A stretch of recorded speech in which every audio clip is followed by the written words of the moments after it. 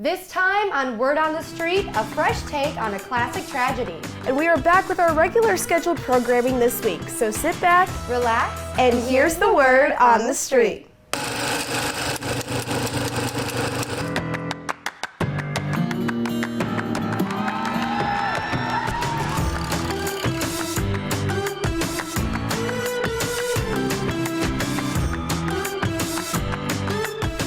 Welcome back to another episode of Word on the Street. We are here every week to give you your full entertainment rundown. And Hannah, I noticed that you have something different in your lower third today. I do. I changed my last name. No, I did not get married. I just took the last name of my stepdad and my mom because that's what I wanted to be on my diploma when I graduate. So finally did the process. Mom and Dad, I finally did it. And yeah, so now I'm Italian. That is so exciting. Congratulations. Thank you. Thank you. But to switch the mood a little bit, unfortunately, we're starting the show off with some sad news. Bassist of Limp Bizkit, Sam Rivers, has passed away at only 48 years old. Yeah, we don't know much information yet about the cause of death or when or where it happened, but his death was confirmed on an Instagram post from his bandmates on Saturday, mourning him and just kind of releasing the death. And Rivers was one of the founding members of the rock metal band at just 18 years old. Yeah, it's so sad. Yeah. I mean, legends die young. I mean, it's kind of a trend in Hollywood we see, especially with music, and it's just so terribly sad. But yeah, it definitely is. Yeah. Hopefully we'll have more information later on. But switching gears a little bit, last week, the Daily Iowan had a very special opportunity. That's right, Grace. We'll send things over to Liz Schultz, who saw the original member of one of the Beatles perform in our state. Well, Grace and Hannah, that's right. I had the once-in-a-lifetime opportunity to see an original Beatle perform live in Des Moines. Now, Paul McCartney was at the Casey Center, and this was just the opportunity of a lifetime, and I'll show you what it was like that night in Des Moines. Beatles legend Paul McCartney shook Des Moines. Help, I need somebody, help, not just anybody, help, you know I need somebody. McCartney brings his Got Back tour to the Casey Center in Des Moines with a nearly sold-out crowd. Screams and cheers filled the arena as every fan jumped to their feet. I was in tears there for a little bit. I think I did still too am. for a little bit. When it started, It was emotional. something I dreamed of doing is seeing the Beatles, or seeing one of the Beatles at least, and finally it's a dream come true. Longtime fans say McCartney still brings the same spark he had decades ago. Paul knocked it out of the park. It was spectacular. It was really special for me. This is the first time that I've seen McCartney. First time I've seen any of the Beatles. McCartney keeps the audience singing all night long. McCartney even took a moment to show some love to Iowa. Well, hello, Des Moines. Iowa. You know, I've got a feeling that we're going to have a bit of a party here tonight. And McCartney proves that he's more than just a piece of Beatles history. He's a living legend whose music continues to unite fans of all generations. An amazing performance, and I had chills the entire time. I still keep thinking about it. I can't believe that I crossed that off my bucket list, seeing an original Beatle, especially in my home state. And if you think that performance was exciting, in the same week, I got to see another performance. Now, the University of Iowa's theater department put on Romeo and Juliet, but it certainly wasn't the Shakespeare classic that you would expect. O Romeo, wherefore art thou Romeo? But it's not your typical Shakespeare story. This Romeo and Juliet brings chaos and modern drama front and center. My interpretation of Romeo and Juliet is really striving to be, to cut out the parts of it that are not needed in a modern contemporary world. The show mixes modern slang and humor with Shakespeare's tragedy. And for the actors, that intensity hits close to home. Something I noticed in Juliet is she's really smart. She knows who she is, and she has really, really strong feelings. And I think that it's just so beautiful to see someone human unfold on stage. From intense music to colorful set changes, the team does everything to keep the audience on edge. It's not just the psychological based acting we see in movies. It's incorporating design and stage and imagery and magic. The story still ends in heartbreak, just not the one audiences expect. I'd go to my wedding bed and let death not Romeo take me there! Juliet takes the poison, and Romeo can't live without her. But when she wakes up and realizes he's gone, she chooses to end it again. Yeah, I mean, that was not the ending that I was expecting at all, but I was so impressed by their quick set changes, the music as well, the sound effects, just everything was amazing. And at one point, they had a 3D hologram in the background. I was so impressed. I mean, I've never seen anything like it before. It was almost like I was on the set of a Broadway play. It was fantastic. And after the show was done, I got an interview with Juliet herself, and she told me that there was some things that went wrong during the performance that I honestly did not notice. One of the characters dislocated their thumb during the show and went back out for a fight scene. And wow, I mean, I honestly had no idea, but it just goes to show how impressive it is, the work that the theater department puts on. I mean, the entire cast, the crew, the director, and everything, I was just overall so impressed. And what can they say? The show must go on. Hannah and Grace, I'll send it back to you. Amazing work, Liz. And Hannah, I know that you've been with this show for a while, seeing it several times now. Yes, Grace, I was working a spotlight during the show, so I saw it at least 10 times with rehearsals. And I just wanted to shout out a few things and kind of mention some things from the show that really stuck out to me. So the lighting design was just incredible for this show. I mean, Liz talked about it with like the colorful set changes and the LEDs and just how lighting really told this story, and it really helped that the director, Soren Olsen, also was a lighting designer, so he knows a lot about what lighting does for an audience and how it really creates a mood. And I really liked how the costuming was for this show. It was very modernized, and I got word when I was talking to one of the actors that it was trying to represent that the Montagues were more old money and the Capulets were more new money. So that's why we saw like Lord Capulet in a tracksuit, Juliet was wearing jeans, versus like Lady Montague was wearing like a traditional like more two-piece pantsuit set.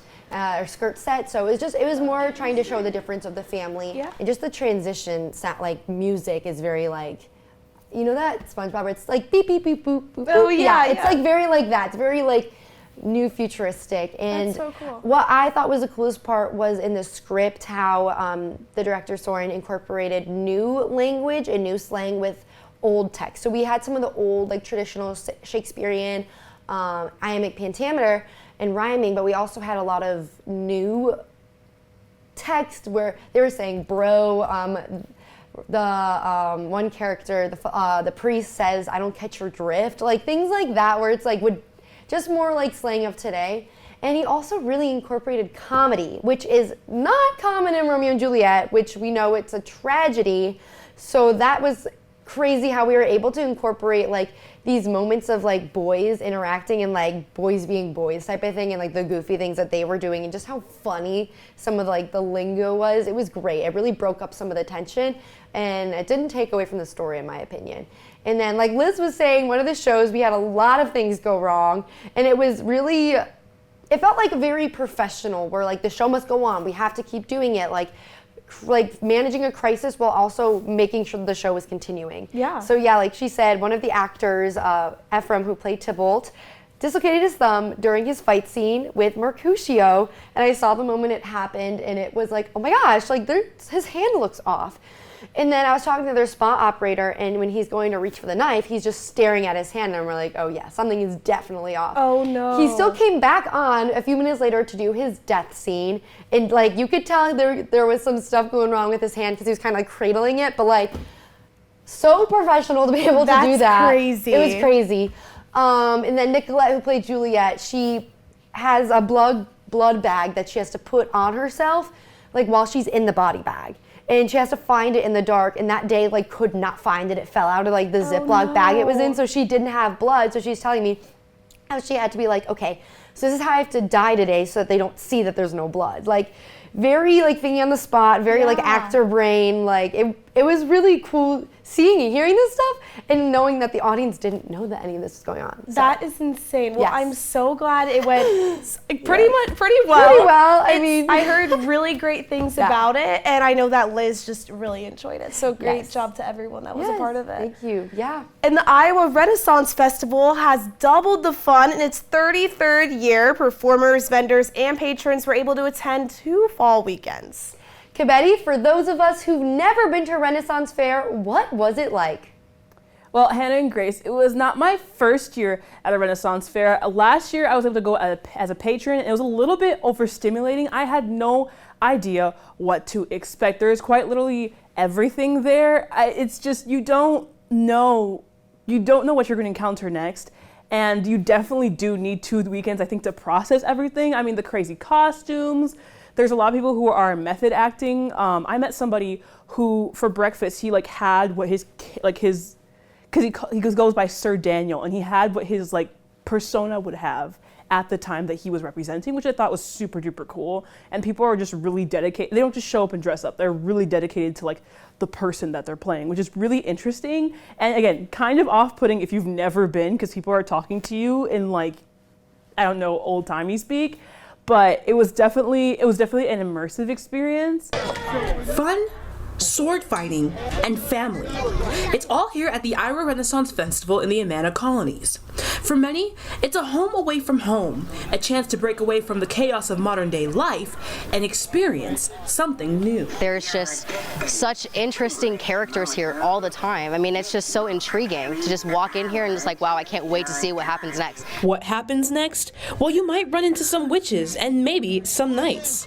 We want to make sure that their hits are precise. This year, patrons at the festival get to show off their creativity for not 1, but 2 weekends. The festival's entertainment director, Nate Mims, has watched the crowds grow for the past 15 years. The growth has been exciting to see. Like, we've had a lot more people out this weekend than prior second weekends.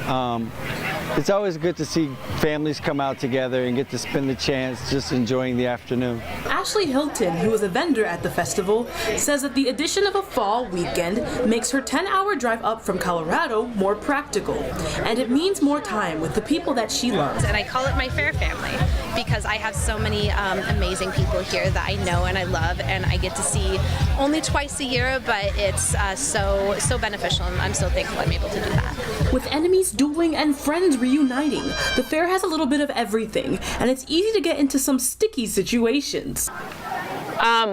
Unfortunately, I seem to have gotten myself in a little bit of a situation. Don't know how long it's going to take me to get out of this thing. At the Iowa Renaissance Festival in the Amana Colonies, Kabedi Mutamba, DITV. One of the highlights, I guess, from this year that I was there covering the event as a reporter, someone explained to me how like the martial arts he was doing, the sword fighting techniques that he was learning and teaching other people was helping him with his PTSD. So it was really interesting. He was talking about how there's like 2, I think something about the therapy, there's like 2 different quadrants. You have to work on one, like when you're focusing on walking and you're also thinking about what you've been through, but he was talking about how with the fighting, there's 4 different quadrants and different hits, and that kind of helps you work through what's going on in your brain too. Really interesting. I don't know the specifics of it. It was just super cool to, I guess, hear that story, especially like I'm at a Renaissance fair. I'm not expecting someone to tell me like, hey, no, this thing I do is helping with my PTSD. It's kind of crazy, crazy good. But lots of other stuff happening too. Like while I'm talking to him, there's a catapult behind me, like going off. There's like this guy using like a screwdriver to like cut potatoes. Like I'm not even joking. There was like a blade and it just cut. Like it's so crazy. I can tell you, but you have to experience for yourself. There's like psychic readings, and then more swords. So many swords to buy, to fight with. There's sword demonstrations as well as like you can get lessons right there. There was also music. I don't even know what from what era. I mean, it's a Renaissance fair, but everyone kind of brings their own little interpretation. There's some people who kind of are just kind of there, like it's a little like, I don't want to say Halloween-like, but they're just there to dress up and enjoy and go back to the past. And there's some people who are really dedicated to it and will tell you exactly what year what period they're from and what's going on, and they're very passionate about the history. And for a lot of people, the fact that it was in the Amana colonies meant a lot because of that. That place has a lot of history and it has a lot of tradition there, and they felt like it added to the atmosphere to have it in the Amana colonies. And it's also what's different about this Renaissance Fair from everything else. I remember when I was talking to our DITV news director, Kayla, I told her I was going to a Renaissance Fair, and she was like, no, that's not, like, we can't put that on TV. But this one is family friendly, and you go around, it's like you can bring the kids around, and it's completely, they just make sure, they really stress that because they want everyone to enjoy.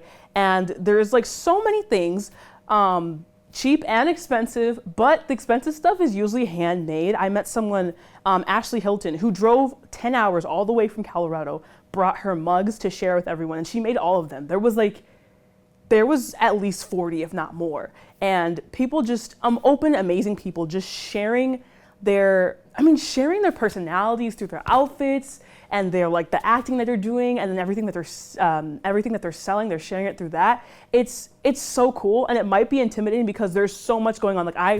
First time I was overstimulated. At the end of the day, I was like, I think I'm gonna leave now, but I'm gonna come back, right? But it's so cool. Everyone is so cool and such a welcoming environment, and it's so accepting. There's no.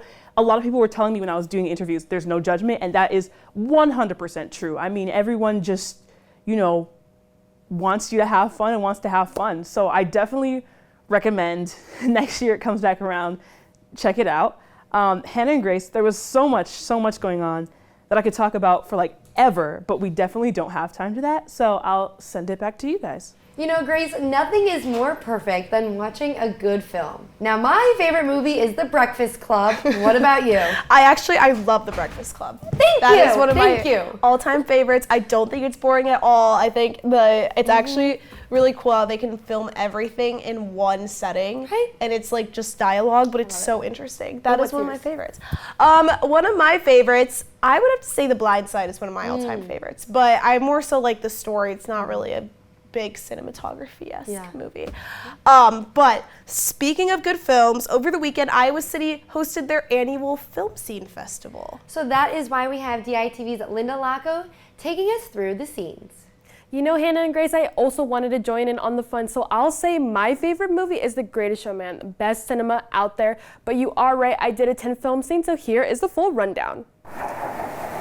From right here in downtown Iowa City, Film Scene isn't a movie theater. It's filled with local storytelling, culture, and community space. From October 9th through the 12th, Iowa City residents have the opportunity to participate in activities and go see different films at the Chauncey Hotel. I think Film Scene is something different for everybody. And so it has always been a place to go for unique experiences. This year's program featured games for the kids, multimedia art, and a variety of films showing all day and into the night. Getting to expose yourself to different aspects of film, different film genres. And it's a good time. They have a lot of other good programming. Refocus not only has their event hosted in October, but they are expanding their program into the summer for children to participate in. And our community has been begging for more, and the only way to do that is to kind of expand and have 2 classrooms every summer, and we're going to be doing that for the first time this year. Film Scene has become more than a place to watch movies. It's a space that brings people together and gets them involved. I like the community they have here. I feel like it's definitely more, it's not like your regular movie theater where you go in. It's always a unique experience, but it's also a very personal experience.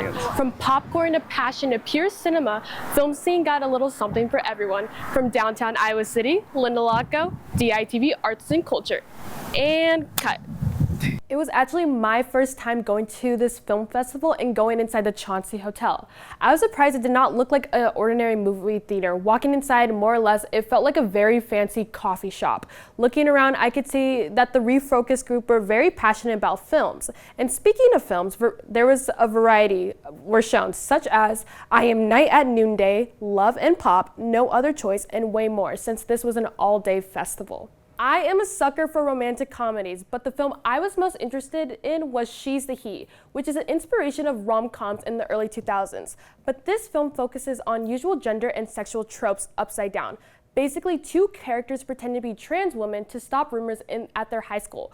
but then one of them realized that she is actually trans. This film was directed by dialogue with producer Haley Albert and cinematographer Bethany Michalski. But I am proud to say that I am a homebody and I love to watch movies all day long. So this event was so much to attend. And most definitely I will go again next year. But for now, Hannah and Grace, back to you. Thanks, Linda. And speaking of good movies, a very exciting film is being released this week. Yes, Springsteen, Deliver Me From Nowhere will be in theaters this Friday. I'm so excited. This film depicts the life of Bruce Springsteen and stars none other than Jeremy Allen White from The Bear and Shameless. And this movie doesn't just talk about Bruce Springsteen's life, but more so the hardships that he went through while on the cusp of stardom. No, that's really cool. And it specifically talks about the making of his famous album, Nebraska, and the specific chapter of his life. I'm really glad about this casting. I think Jeremy Allen White is going to be great. Yeah, isn't it crazy how much he looks like him? Yes. It's actually like so off-putting. I love a good biopic. He really doesn't do. look like him in real life, really, but then for some reason, just by like doing his hair a little differently, he looks just like Bruce Springsteen. And Springsteen had a complicated relationship with his father and suffered from childhood trauma, all of which is talked about on the movie. Yeah. Now, Jeremy Allen White had to prepare heavily for this role. Yeah, he trained a lot in his musical skills and acting skills. I mean, the trailer itself has him singing, and it's just absolutely crazy because we know he's not a singer. No, so. yeah, and when you do a biopic like that, you do have to train like your voice for that specific person and their style that you're singing. It's really hard to copy and emulate that while also like being healthy with your own voice. Yeah. Yeah. And also just like the mannerisms and characteristics of Bruce Springsteen. Like even when we saw Austin Butler in the Elvis biopic. Yeah, he like literally not only sang like him, but like moved like him and had the hand motions like him and walked like him, and that was just, it was so impressive. It'd be so hard to do, but I am so excited. I think this is also really cool because Springsteen is still alive. So it's not like this is like he died and they're making a movie about him. Like he's watching it himself, so it better be good. No, it really it better live up to expectations, but he has some great music, and I think Jeremy Allen White's gonna like kill it. Yeah, obviously. for sure. Yeah. But thank you so much for tuning in to another episode of Word on the Street. We will be here every week to give you your full entertainment rundown. But for now, I'm Grace Lathrop. And I'm Hannah Fideli, and we will see you next time on Word on the Street.